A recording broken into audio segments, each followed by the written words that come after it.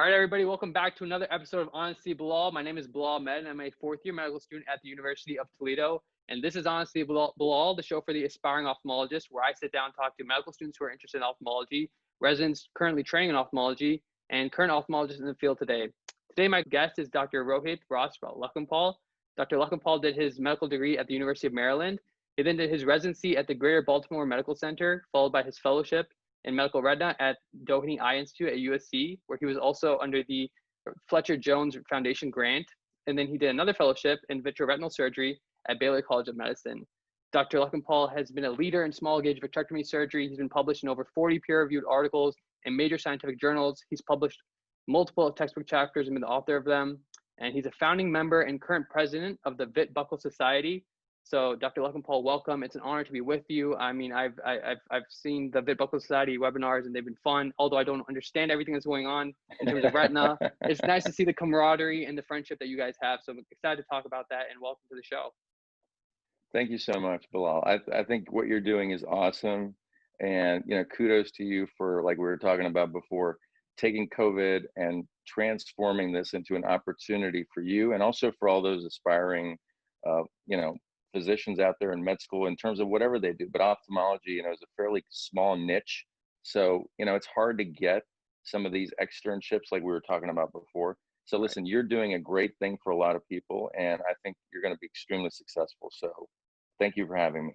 Well, absolutely. I mean, that's the goal is to connect people together and build this community like you've been doing. So we're just trying to expand a little more for the medical students and residents out there, anybody who's training or looking for mentorship or anything like that. So let's start at the very beginning here. Let's talk about ophthalmology, your interest in it. Where did it come from, and then how did you find the path to retina, and talk about your passions for this field and how you got interested in it.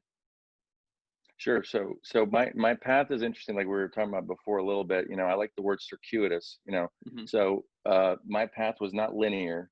We were saying before, like, you've had some great people on, and Prithvi is a gret friend, and I love Prithvi, and even he talked about how his path was not linear. So, we're always going to have people in our med school classes or ophthalmology residency. They're just super bright in every way. Everything goes well for them. They're number one here, number one there, and their path is linear. And, I wish that had been the case, but, my path was a bit all around. Just so you know, my father is a retina specialist. Actually, he's been practicing for 40 years. So it was sort of the assumption was you're going to go into you're in med school, you're going to go into ophthalmology, you're going to go into retina. I actually wasn't interested in ophthalmology at all until my third year of medical school. I actually wanted to go into orthopedic surgery, and that was actually a passion of mine, believe it or not. Now, looking back, I was a bit of an athlete growing up. I really enjoyed my orthopedic surgeon. He was a great guy, and I kind of liked the way they handled all the various pathology. And the weird thing is, when I did it as a third year, I just didn't like the rotation. Sorry for all those orthopedic surgeons out there. Sorry for the med students who want to go into ortho. For some reason, I just couldn't get into it, and it was sad in a way, because that's what I wanted to do. So it's one of those things where, like, you're so set on something, and you start doing it, and the practice is not what you had sort of thought, and so I had to make some changes, because the third year, we're already heavy into this. So I asked my dad for advice, and he's like, and he never had pushed me, which is to his credit. And he was like, we got these great guys across the street at this place called Johns Hopkins Wilmer Eye Institute, and they're doing a lot of interesting stuff. Maybe you should call them and see if you can work with them. And I was like, okay, there's an idea. So, luckily I got in touch with Gene Dewan and Mark Hamayan, who were extremely great guys, amazing people, great mentors of mine. And kind of like how you were describing with ingenuity just now before we started, they kind of showed me a world that I really had no idea. Like, I thought ophthalmology, sadly, was just like glasses and maybe a little bit of surgery, not that much, and cataract surgery. And I thought, okay, cataract surgery is kind of interesting, but I'm not sure if I really want to do that for the rest of my life. What they showed me was that not only is about retinal pathology, but also all this stuff they were doing in terms of research with new techniques, which I thought were incredibly interesting. So that was sort of my liftoff. Now, this is sort of late in third year, where I had to make a lot of decisions about what I wanted to do. A little bit too late in some ways, but it worked out. They helped me out, got me good letters. I got into an ophthalmology program locally, and I worked. My chief was a retina specialist, Pat Wilkinson, who was Okay. great. And I got to still work with Mark and Jean a little bit throughout that time. And at that time, also GBMC was became a part of the Wilmer Institute. So I did a lot of my rotations at Wilmer. So we were able to continue some of the stuff we had been doing. And then after that, I had to make some decisions, and it was around the time, and this is the circuitous path I'm talking about. Sure. Is Mark and Jean left Wilmer and they went to Doheny Eye Institute out in California. So the hard part was coming home and telling my wife that instead of doing a traditional retina fellowship, what if we move to California and I do research for a year or so, and because the stuff we're doing is really, really cool. Yeah. And she thought I was insane, obviously. She's like, so you want to move to California and do research and do medical I mean, she's like, I don't understand. So anyway, the other thing we should, this sort of parlays into that discussion about support systems, right? Sure. We all need support systems. So my wife was supportive enough to say, we will get up and move 3,000 miles away so you can do this because you're passionate about it. And let's hope it actually shows up as some actual result, right? Yeah. So we go out there, we start doing a lot of 25 gauge research.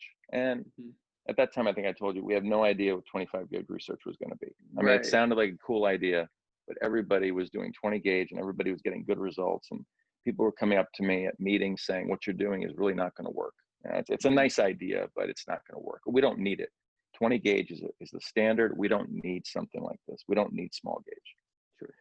Long story short, did all that work. We were able to publish a lot of papers, wrote some chapters, did all this stuff. And, I think the reason I did it is because I had started a project with them and I wanted to finish it. I mean, so my thing is for all those guys out there, all those, men and women out there who are doing research, it's hard. Research is hard because you don't know if you're going to actually achieve the goal of publishing it. But more importantly, not just publishing it, is what you're doing valuable, right? Is it going to be of value to the field? And, fortunately it was, but no, we have no idea when we're doing the research whether it's going to be of value. You just have to have faith in it, and you have to have faith in yourself. But it was a struggle. I mean, I'm not going to lie that living in California on 20 grand a year is, in Southern California and working like that, it was a struggle. And my wife was so great. She never complained about it. And to me, that sort of set up the way I think about retina, the small gauge. Sure. From that point on. And so I've done work in 25 gauge. Obviously, we also worked on some 27 gauge stuff with some other great people later on. And so small gauge vitrectomy is something I've always believed in. And I think now it is the standard. At the time, we didn't know. So I think what the message should be is research, if it's done, if you really believe in it, you should try to see it through. And then it may or may not pay off. It may or may not show the results that you want. But the key thing is the work does matter. The journey does matter. Sure. Ended up going to Baylor after that and doing a lot of surgery. And the great thing about the Baylor experience, besides the surgery and the mentorship, is I got to meet one of my best friends now, and was my co-fellow, Tom Albini, who is a great person. And I'm plugging you, Tom. So I hope you're listening. So I love Tom. So Tom and I were together for 2 years. We published a lot of papers together, but more importantly, we developed a great friendship. Right. And out of that friendship, the other great thing about training is you're going to meet people who are in the same situation as you. And this is how the VBS was born, is you meet people who have gone through experiences together, and we're all in the same situation, and we're all struggling to actually finish a fairly difficult path, right? Sure. And retina's tough, I would say, but it's so rewarding. And one of the most rewarding parts is that you establish these friendships and relationships that last. Well, they've lasted 20 years basically, and at this point almost. And that's how the Vit-Buckle Society came about, was the friendships. So the path was all over the map, And the other thing is, I will say, my father's a retina specialist, like I said, so everybody assumed I would do it. But my path was not linear in any way, because I had to do it for myself. I think you have to Yeah, do this for yourself. And sure. it's an important message. Whether your father, your mother, somebody is a retina specialist or cornea specialist, whatever in your family, Hmm. it doesn't define you. What Yeah. defines you is your own passion, and what drives you as an individual is your own passion. You have to find that, and the Mm. path may not be easy, but it's worth it at the end.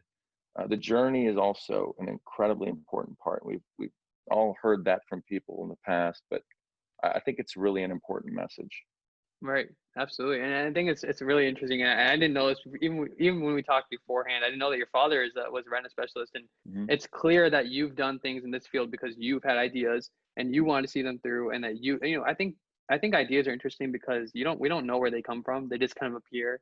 And my own dad, my dad's a physician. He's in med peds, and there was points in med school where I was like, I'm grinding really hard. Should I just just like you think about it for 5 seconds. I'm like, I could stop right now. I don't have to apply ophthalmology. I could just do med peds and say, work with him Yeah. and say I'm done. But I think there's fruit in terms of the efforts that we put in, and not because of we're trying to get to a destination ourselves, but like you said, that journey is really important.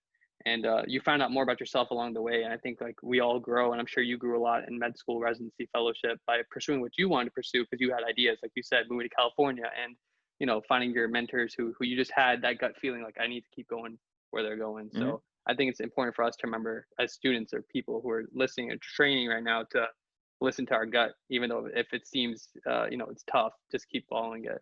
So let's talk about Vit-Buckle, because I mean you guys just had Sure. a meeting this week. I tuned into it, and a lot of the stuff was way over my head. I don't know too much about retinal pathology or the latest developments, but it's interesting to see how passionate you guys are. I mean, you're passionate enough that you all dressed up in X-Men outfits. So there was the theme was legit. I saw Dr. John Kitchens, who we've emailed back and forth.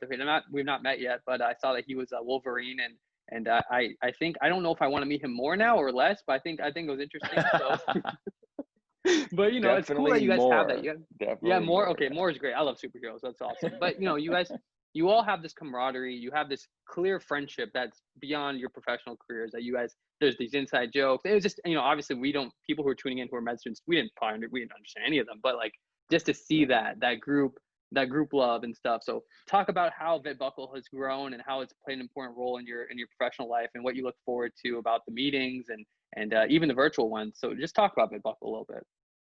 Sure. So Vit-Buckle grew out of basically a group of friends who had an idea.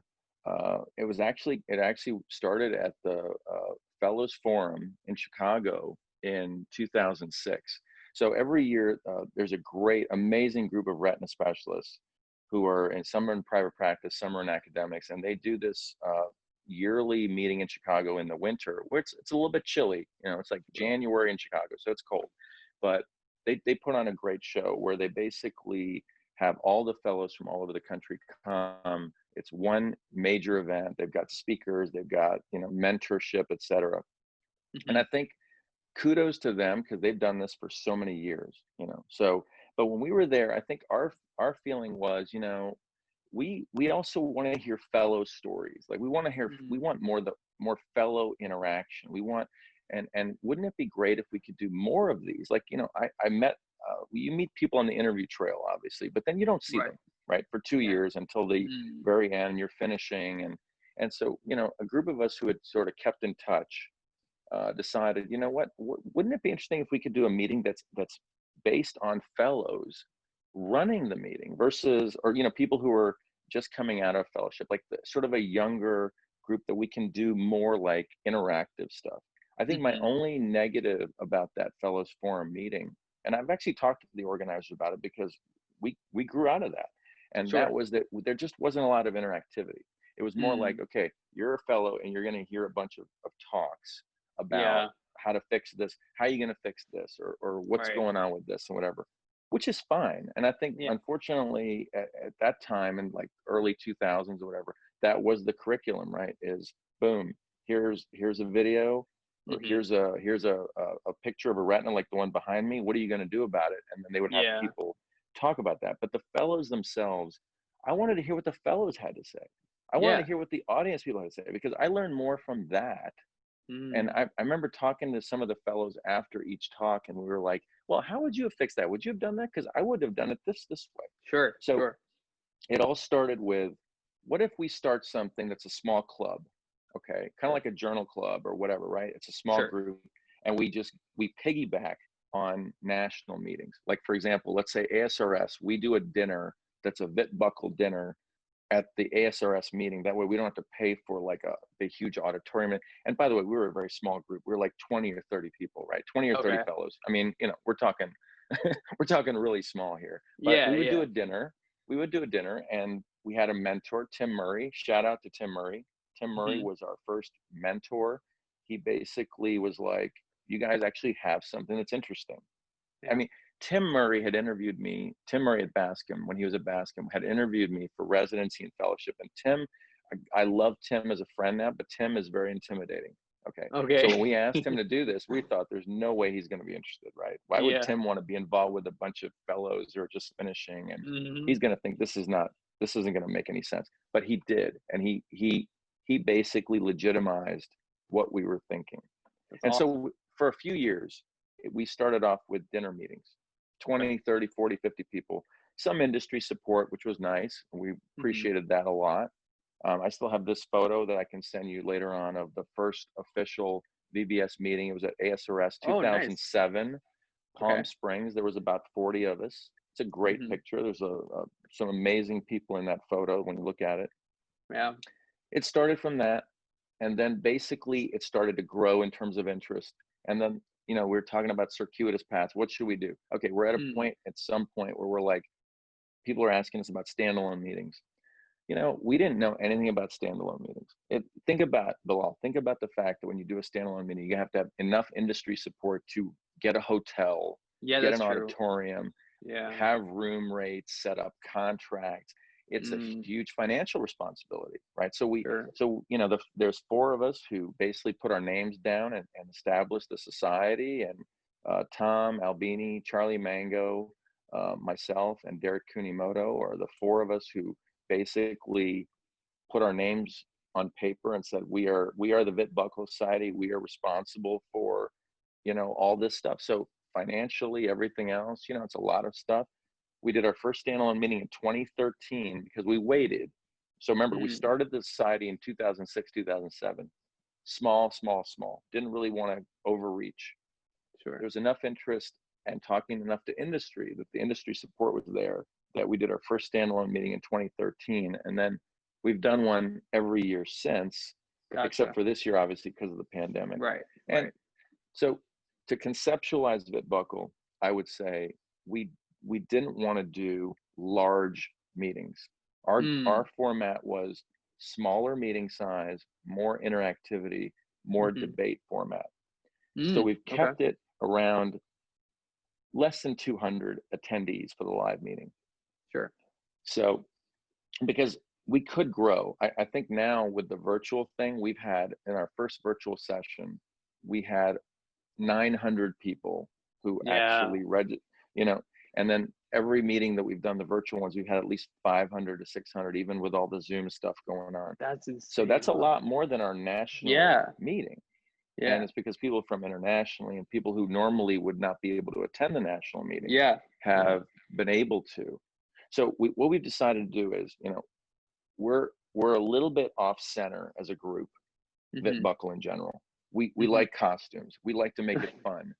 So what I Sure. tell people is, you come for the content because the Yeah. content is actually really good. Like, we're going to talk about stuff that's really important: clinical Right. trials, Sure. debate, surgical things.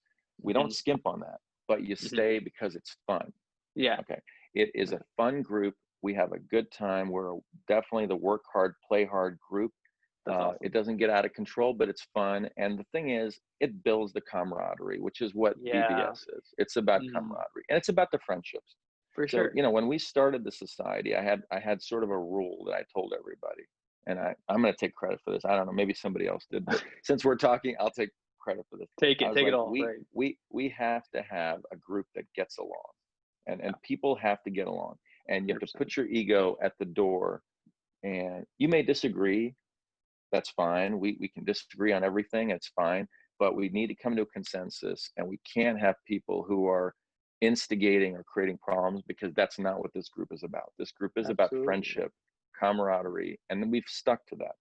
The Yeah. core sort of 10 people that we've had for 10 years, we've disagreed about things. We've always come to a consensus and no hard feelings. And that is an amazing thing. If you think about 10 alpha male and female people who Sure. can agree on 99% of stuff. That's really hard to do. And I think you will realize this. You probably realize this in your med school class. Imagine 10 of your med school colleagues getting together and forming a club of some kind. And you're always going to have people who, you just have to weed out the people who are unfortunately instigators and people who try to, make things difficult. Have to find common ground. Part of life is that. It's a good life lesson that you may not agree with things, but you have to find common ground. So what's happened is we've been very successful as a society throughout our national meetings. But the virtual thing, like I was telling you about COVID and what you've done with COVID, and you've adapted to it. We have adapted to it, and we had to cancel our national meeting 2 weeks before the actual meeting itself. And this was the most interesting time for VBS, because there was a lot of disagreement. And I'm just going to go over this because, as president, I was really, really stressed out that 2 weeks before our national meeting, early March, COVID cases were pretty low, but it looked scary. And the meeting was going to be in Miami, and the hotel was giving us a hard time. And frankly, there were no COVID deaths in Miami at that time. But I just worried New York was starting to ramp up. Some of my colleagues in New York who are on our group were like, it's going to be hard. I don't know if it's going to work. And I think it's going to get worse before it gets better. So that was a huge sort of a speed bump that we got through. But luckily we did a call. Everybody vented their feelings. And thankfully we came to a really good consensus that we just need to be safe and cancel, because if one person comes from a state and travels and infects anybody, and these people we're all physicians. Right. Bottom line is this: we're all physicians. We have responsibilities to our patients, to our families. If we get sick because we go to a meeting and we take it back to a family member, a patient, you know what? That's not what VBS is about. That is, and we all took the responsibility to cancel, but then we came out of it with this virtual series, which has been a huge success. And and Bilal, the thing is, we've kept the core belief system. Right. We've had people give talks on clinical trials that are really important. We've had people give talks on surgical things that are really interesting in costume. Yeah, no, that's true. Right? Very good costumes, actually. Yeah. Right. So the fact that we have leaders in retina, top leaders in retina, like Bob Avery, Dante Permici, Jay Duker, Carl Regillo. I mean, we're talking people who are like so far above me that I remember them when they interviewed me, and I'm like, they're in costume for our meeting. Now, that is pretty cool. I'm just going to say that's pretty cool. They buy into it to the degree. Because, you can have somebody say, I don't want to do this costume thing. Right. I don't want to do this. They buy into it. And I think, again, it's about the culture, right? It's the culture you create. Absolutely. It's a culture of friendship. It's a culture of camaraderie. It's a culture where we learn from each other. You can never stop learning from anyone, like I was telling you before. So I think, not to get too high on something we helped create, but I do think it's a fun group. It's a group that these are top people everywhere. And they're willing to dress up and present their stuff in a way that it's fun but informative. And I think right now it's kind of a good distraction from everything else we're going through, in a way that costume, why not? Let's have fun with it. We're not offending anybody. No, not at all. So it's been very well received, and I'm very grateful to our virtual committee. We patchworked this virtual committee. I'm on it, and we have some great leadership on it. And Mernali, I will give out some shout outs. Mernali Gupta and Yoshi, Yonakawa and Jay Sridhar and Charlie Wyckoff, Geetha Lalwani, myself, and Hmm. I tell you what, we've worked really hard on this to make this. Nina Barakal does a great job with the costume stuff, and she's a great thought leader. And I got to tell you, I'm so proud of the group, and I'm proud to be a part of it. So I hope it continues to do well. We have another one on August 18th. It's the last one that we have scheduled. But I think what Okay. we've decided is, as a group, is we're going to do the virtual platform going forward, maybe a couple of times a year, in addition to the live meeting, because people seem to like it, and also Nice. it keeps us sort of on the radar for retina specialists, Yeah. residents, students, that, oh, Vit-Buckle is doing their a virtual meeting in the fall or whatever, the winter, and they're so I think it'll keep us relevant, and also hopefully we can bring out some new material that'll be interesting too. So I'm Yeah. very, Yeah. very happy with it. Yeah. That's awesome. It seems like the thing it's very evident that your passion comes from not about it comes from two things. It seems like it comes from the friendships and the retina stuff. I mean, and I feel like those two things combined, what you do in your professional life and who you are as a person, when you combine those two things together, then it makes for great things. Especially if other people are on board too, then it's like, well, the sky's the limit now. And I think it's nice that you Yep. guys are constantly trying to evolve and grow, because I think that's how it will continue to develop. And I think it's nice. I mean, hundreds of people, 600, 900 people. I mean, that's enough for everybody to learn something from. And like, even though, like I said, as students, we don't know enough about ophthalmology or even retina, but I think it's exciting for us to be like, at least for me. I mean, I get excited by seeing people who I would want to hang out with. Like if I was in a position where I'm like, Yeah. well, who would I want to just casually have a chat with in a in a lobby of a Exactly. hotel at a conference? Like that's how I see Yeah. it. And I think it's cool to see that there's people out there who are, number one, passionate, work hard, but they're friendly too, and they enjoy each other's company, and that they don't just wear X-Men t-shirts, but they wear the full costume. So that's a very heavy investment, and I think it's fun. So another thing about VBS that we talked about a little bit before we got in here was mentorship, and you mentioned to me that's a big part of Vit-Buckle Society is mentorship. So what is your mentorship philosophy, and how is VBS? What is VBS's role in mentoring fellows or people who are interested in retina? Yeah. So, one of our favorite phrases is, we are a society that was started by fellows. So we essentially want to give back to fellows and residents who are in the same situation we were. And I think it's a great message, and we've kept to it. Like we do every year, we contribute to the Ron Michaels Foundation Fellowship Fund, which basically gives a certain amount of money to the top retina fellows in the country. So we contribute a certain amount every year for that. But even more importantly, a lot of our board and executive committee members are in residency fellowship training programs.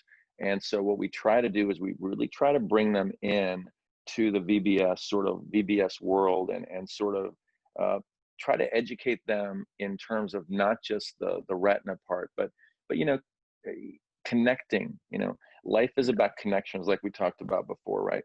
Sure. So what better way for a person who's an aspiring retina specialist who's in fellowship than to be introduced at these meetings, or Oh even yeah. virtually, to some of the top people they may never have a chance to meet otherwise, right? I mean, Right. so we're building a community where we have, from the top to the bottom. The top would be like, the people I mentioned, like a Bob Avery, Carl Regillo, these people who are the heads of programs. They've been doing this for 20, 30 years.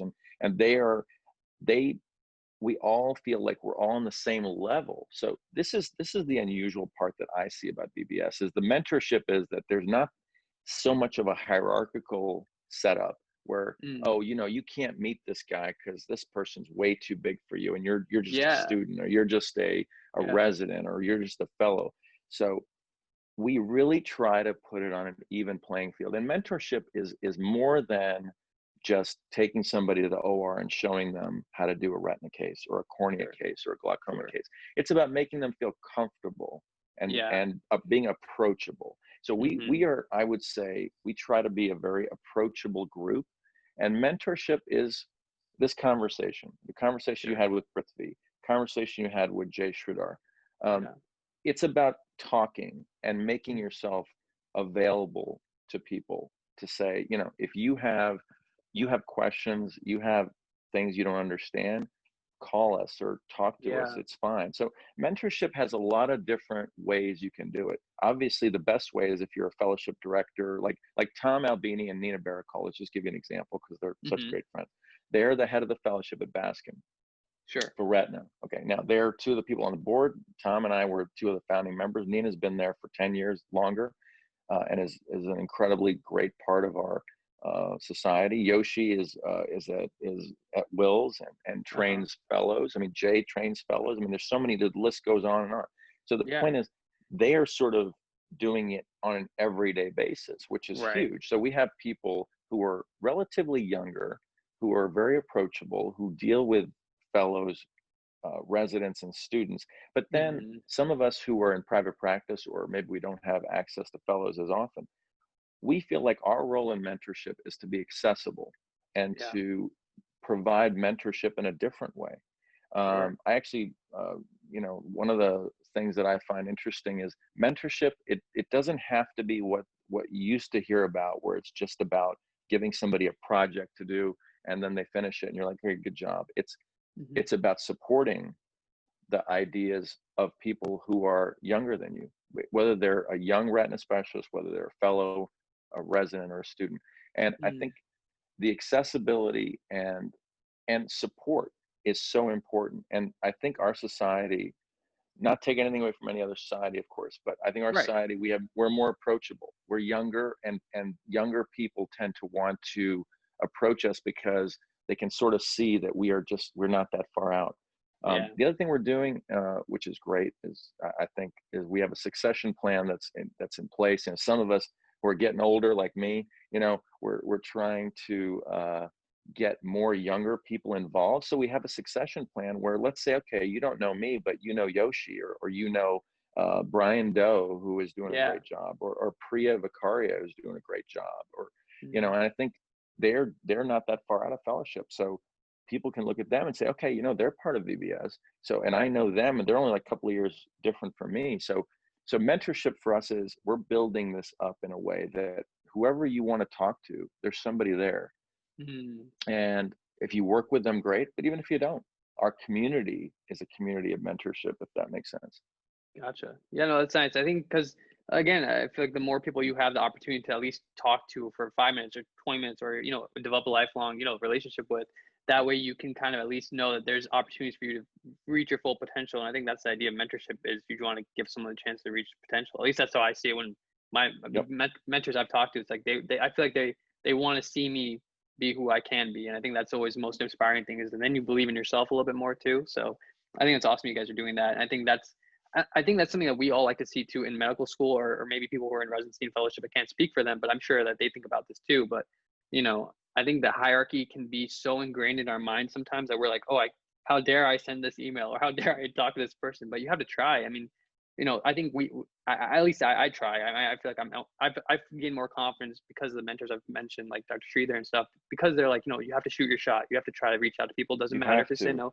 Who cares if they say no? If they say no, it doesn't matter, Yeah, but that's totally. So, the effort matters, and you have to make the effort. And you know what? If it doesn't work out, that's fine. The yeah. good thing is now, with the way things are set up, let's say you try to reach out to somebody and you don't get a response. Well, there's about 5, 10 other people that you can reach out to, or you can reach out Mm. to Jay or Prithvi, myself, whoever, and say, Right, I right. want to do something in this specific. Can you recommend somebody that would be great?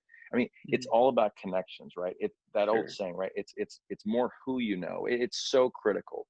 What Yeah. you know is important and how well you perform, but who you know opens doors, and it's about being open to that. And it may be people you don't even think of, and somebody just points you in the right direction. Kind of like what I was telling you about my dad, just telling me, just go across the street. Exactly. Just Yeah. ask them if they got research to do.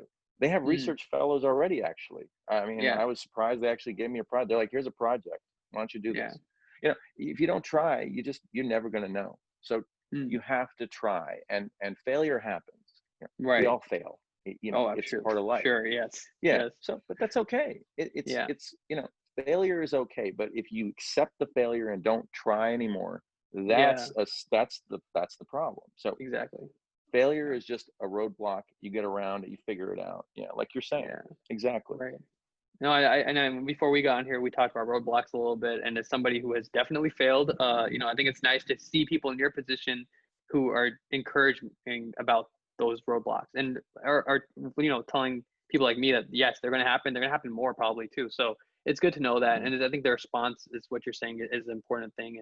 And looking to keep that wisdom as we go forward too. I wanted to touch base with something that I read about you in Retina today. I know that obviously you're a busy guy. I know retina is something you love to do, but you love other things too. And you mentioned your support system is your wife, and stuff that you all like to do together is travel. So where are your favorite places to travel? I know right now travel is limited, but where are some places that you all have been that you've really enjoyed? Recommend to anybody out there in the future, Right. so we can look forward to something. Well, I would say we like water destinations more than anything. If I had to pick something, so one of my wife's favorite places in the world is Santorini. Oh, wow. So Santorini we've been there, I think, gosh, 3 or 4 times. I mean, she would like to go there every year, actually. I bet. But it is a beautiful place, and we're kind of weird, the two of us, because when we go on vacation, we're totally about just chilling out, not necessarily running around. So Santorini is perfect for that.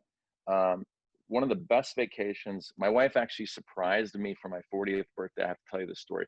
She took me to the Maldives. Now, if you ever get a chance to go to the Maldives, you have to do it. To any of your viewers, I mean, it is stunning on a level that you will not find anywhere. It's sort of like untouched, Okay. The problem is, with everything happening, some of the Maldives, the islands are starting to go underwater. So you should try to go. But there's some great resorts.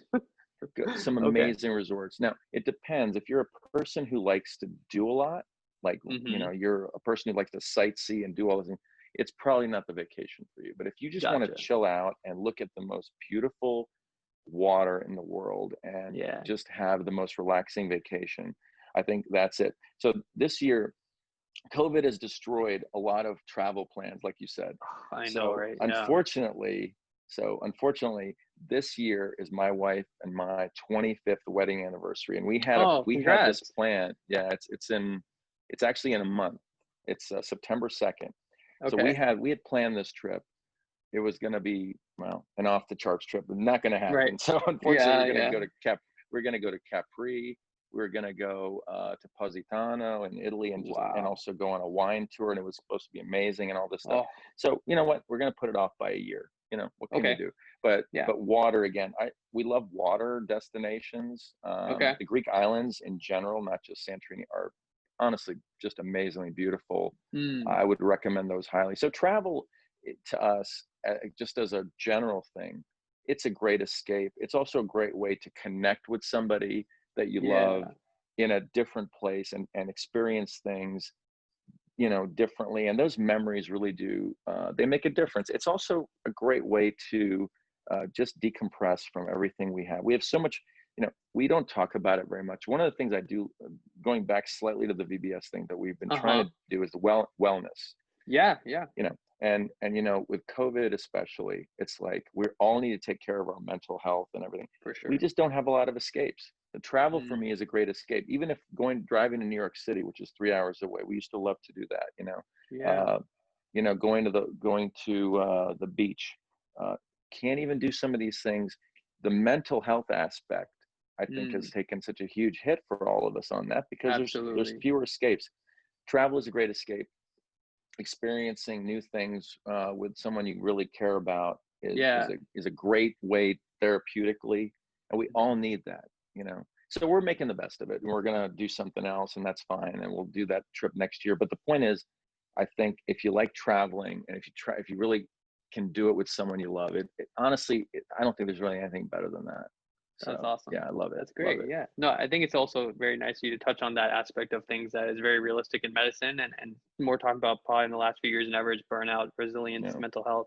And I know that you guys, even during VBS webinar, you all talked about, during wellness during COVID-19. I thought that was really nice that you guys are looking out for each other. And I think we need those conversations more in medicine. And it's nice that there's a group of specialists in a field like yours who are doing that. So Dr. Lakhanpal. It's been an absolute honor to talk with you. I mean, you have been so, again, it's always a pleasure when my guest makes me feel more comfortable than I am supposed to make them feel comfortable. So again, you've been just a candid, honest person. It's been a pleasure to get to talk with you, meet you. Do you want to let people know where you are on Twitter and where they can find the Sure. next VBS webinar? Sure. So my handle on Twitter is VR818. And the next VBS webinar is going to be August 18th. And it's going to be called Greatest Hits, which is, I'm not going to give anything away, but it's going to be a lot of fun. Okay. I will be in costume. And I just received Nina Barricall actually just texted me some ideas for the costume. And I think it'll be interesting. I think you guys will like cool. it. Yeah. That'll be awesome. Yeah. So, Bilal, listen, thank you for having me. I am honored to, you have an amazing group of people that you are interviewing. And the fact that you asked me, I'm humbled by that. And I'm honored for that. And listen, you're doing a great thing. Keep it up. And, you know, all the best to you. And I know you're going to be successful, whatever you do. And we'll keep in touch after. I'll send you a message, and anything you need, you let me know. Absolutely. Will do. Appreciate it so much. Yeah. And thanks to everybody out there who's been listening to Honestly Bilal. You can like, comment, subscribe, and spread the word. If you're a medical student interested in ophthalmology or somebody who's interested in mentoring others and want to be a guest on the show, please just reach out to me on Twitter. I'm pretty quick to respond, and I look forward to talking to more people. So we'll see you on the next one. Thanks, everybody.